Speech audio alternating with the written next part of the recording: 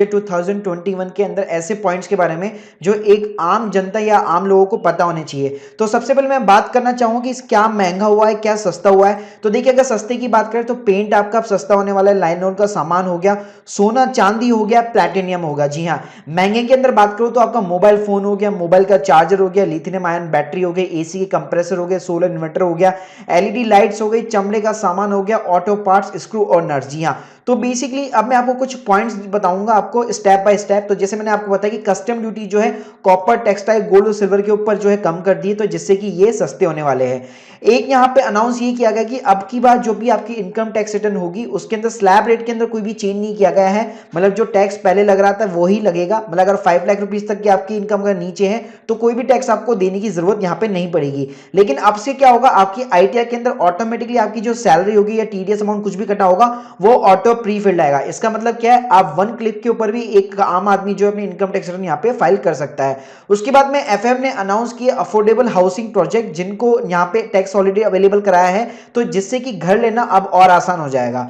अब मैं बात करूंगा टैक्स ऑडिट लिमिट की, जो कि बिजनेस के लिए होती थी। तो पहले ये ऑडिट करानी पड़ती थी चार्टर्ड अकाउंटेंट से, वो लिमिट अब इंक्रीज करके हो गई है 5 करोड़, जिसमें अगर किसी का भी बिजनेस का अगर 95% जो ट्रांजेक्शन है अगर वो डिजिटल मोड में है तो अगर उसका 5 करोड़ के ऊपर टर्नओवर जाता है तभी उसको ऑडिट करानी जरूरी होगी। अब मैं बात करूंगा यूटी माइग्रेंट वर्कर्स की। तो इन्होंने जो अनाउंस किया था पहले भी, one nation one ration card, जो माइग्रेंट जो वर्कर्स है जो अभी कहीं पे भी चले गए वो भी ये स्कीम जो है कहीं से भी अवेल कर सकते हैं। स्टार्टअप और बिजनेस के लिए मैं बात करूं तो यहां पे इन्होंने ये अनाउंस किया कि जो ओपीसी थी मतलब 1% कंपनी, वो अब इंकॉर्पोरेट हो सकती है without the limit for the turnover the paid up capital. मतलब आपको कोई भी कैपिटल वगैरह लगाने की जरूरत नहीं है। अगर आप एक सिंगल पर्सन है तो खुद की एक अच्छी खासी कंपनी आप एमसी के साथ में रजिस्टर कर सकते हैं। और यहां पे इन्होंने एनआरआई को भी जो है अलाउ कर दिया कि वो भी अपनी कंपनी इंडिया के अंदर यहां पे आसानी से विदाउट कोई डायरेक्टर के सेटअप यहां पे कर सकते हैं। उसके बाद में जो एफएम ने जो मॉडिफाई कर दी है, जो स्मॉल कंपनी उसकी डेफिनेशन को मॉडिफाई कर दिया है। अगर किसी भी कंपनी का पेड अप कैपिटल अगर 2 करोड़ के ऊपर नहीं है या टर्नओवर 20 करोड़ के ऊपर नहीं है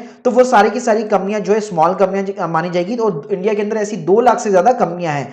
एफएम ने जो है 1000 करोड़ रुपए सोलर को जो है यहाँ पे ग्रांट किए, तो जिससे कि जो सोलर एनर्जी की जो सेक्टर है उसमें ऑब्वियसली यहाँ पे ग्रोथ पॉसिबल है। उसके बाद में एफएम ने यहाँ पे बेसिकली 35,000 करोड़ जो है मैन्युफैक्चर दिए, जो कोविड-19 की जो वैक्सीन जो बना रहे हैं अभी यहाँ भी जो इंडिया के अंदर जो 2 लैब बना रही है उसको 35,000 करोड़ यहाँ पे अलॉट किए गए हैं उस वैक्सीन को बनाने के लिए।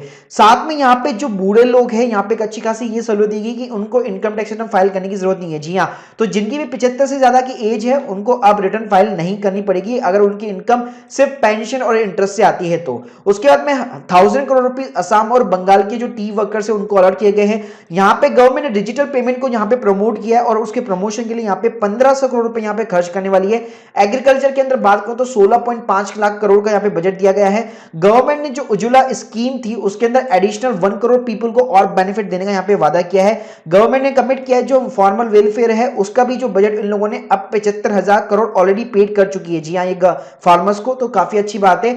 इस साल एक और इंटरेस्टिंग बात है कि एलआईसी का यहाँ पे आईपीओ आने वाला है। जी हाँ, तो अब आप जम के एलआईसी के यहाँ पे शेयर खरीद सकते हैं। पब्लिक सेक्टर कंपनी है और बेसिकली अगर माना जाता है इसको इंडिया के अंदर सबसे बड़ा एम्प्लॉयर एलआईसी को ही यहाँ पे माना जाता है। अगर मैं बात करूं पब्लिक सेक्टर बैंक की तो यहाँ पे 20,000 करोड़ रुपए दिए गए हैं उनको। साथ में जम्मू एंड कश्मीर के अंदर गैस पाइपलाइन का एक प्रोजेक्ट स्टार्ट किया जा रहा है। पावर सेक्टर की बात करो तो 3.5 लाख करोड़ उनको भी अलॉट किए गए हैं। इंडियन रेलवेज की बात करो तो 1.10 लाख करोड़ यहाँ पे अलॉट किए गए हैं। इसके साथ में बहुत ही इंटरेस्टिंग यहाँ पे पॉलिसी आ गई है, व्हीकल स्क्रैपिंग पॉलिसी। इसका मतलब क्या है, अभी तक जो भी हमारी पैसेंजर जो पर्सनल कार्स होती थी उनके लिए बेसिकली यहाँ पे फिटनेस सर्टिफिकेट लेना पड़ता था एक लिमिट के बाद में, तो अब ये लिमिट यहाँ पे 20 ईयर्स हो गई है। अगर बेसिकली आपका व्हीकल अगर 20 साल पुराना हो चुका है तो आपको वापस उसका फिटनेस सर्टिफिकेट लेना पड़ेगा। अगर मैं कमर्शियल व्हीकल्स की बात करूं तो उसके लिए यहाँ पे 15 ईयर्स की यहाँ पे लिमिट है। उसके बाद में यहाँ पे इन लोगों ने एक मिशन पोषण 2.0 यहाँ पे लॉन्च किया जो कि स्वच्छ भारत की तरह ही है और इसके अंदर भी 1.4 लाख करोड़ का आउटले होगा। उसके बाद में इलेक्शन की अगर मैं बात करूं, आईज ऑन द इलेक्शन, तो यहाँ पे इन्होंने जितने भी रोड्स थे, राइट, मतलब बेसिकली यहाँ पे अगर मैं बात करूं जितने भी highway gate major highway project है उनको यहाँ पे काफी ज्यादा यहाँ पे फंड अलॉट किया, जिसमें तमिलनाडु हो गया, केरला का हो गया, वेस्ट बंगाल हो गया और असम का हो गया। और उसके बाद में बात करूंगा 7th पॉइंट, तो अब यहाँ पे क्या हो गया कि गवर्नमेंट नेशनल मॉनिटाइज करने जा रही है pipeline of the potential assets. इसका मतलब क्या है, जो एनएचआई है, जो पीजीएल है, इंडियन रेलवे से, एयरपोर्ट है, वेयर हाउस है या स्पोर्ट के जो स्टेडियम है उनको प्राइवेट सेक्टर को अलॉट किया जा सकता है क्योंकि उनको यहाँ पे पैसे कमाने हो सकते हैं। उसके बाद मैं बात करूं कि डीएफआई रिफॉर्म, तो तो यहाँ पे क्या किया गया है, यहाँ पे जो भी लॉन्ग टर्म प्रोजेक्ट होते हैं, गैस स्टेशन प्रोजेक्ट होते हैं, उनको फंडिंग के लिए यहाँ पे एक फंड यहाँ पे अलॉट किया गया है। यहाँ पे एक और अच्छा गवर्नमेंट रूल लेके आई है बैड बैंक्स का। जी हाँ, इसका मतलब क्या है बेसिकली कि अभी तक आपने देखा होगा कि कोई भी यार फ्रॉड करके इंडिया से बाहर चला जाता था बैंक से लोन लेके, लेकिन अब इन बैड लोन्स की जो बैंक्स होती है उनको रिफॉर्म करने के लिए गवर्नमेंट ने यहाँ पे एक अच्छा खासा फाइनली एक असेस रिकंस्ट्रक्शन कंपनी स्टार्ट की है। तो जो भी बैंक ऐसी हालत में होगी उसको यहाँ पे रिकवर कर लेगी। उसके बाद में मैं बात करूं कि यहाँ पे हेल्थ को भी हमें बहुत ही अच्छी प्रायोरिटी सेक्टर दिया गया, क्योंकि कोविड-19 था जिसकी वजह से बजट है हेल्थ का वो 137% जो है बढ़ा दिया गया है as compare to last year. जी हाँ, और कोविड-19 वैक्सीन के लिए भी काफी अच्छा यहाँ पे बजट अलॉट किया गया है। उसके बाद में यहाँ पे ग्रोथ पे फोकस किया है।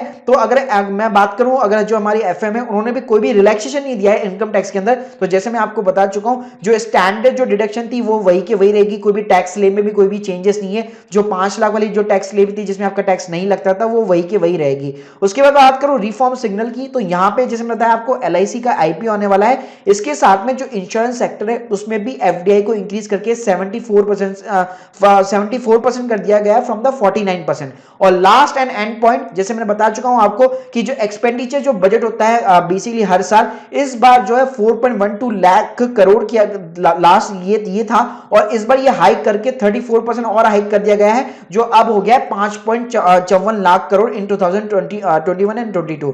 सो गाइस, ये मैंने आपको कुछ पॉइंट्स बताए जो एक आम आदमी को जानना बहुत ज्यादा जरूरी है। So guys, hope you like this video, please subscribe our channel. आपके कोई भी डाउट्स है तो कमेंट सेक्शन के अंदर जरूर मेंशन कीजिए।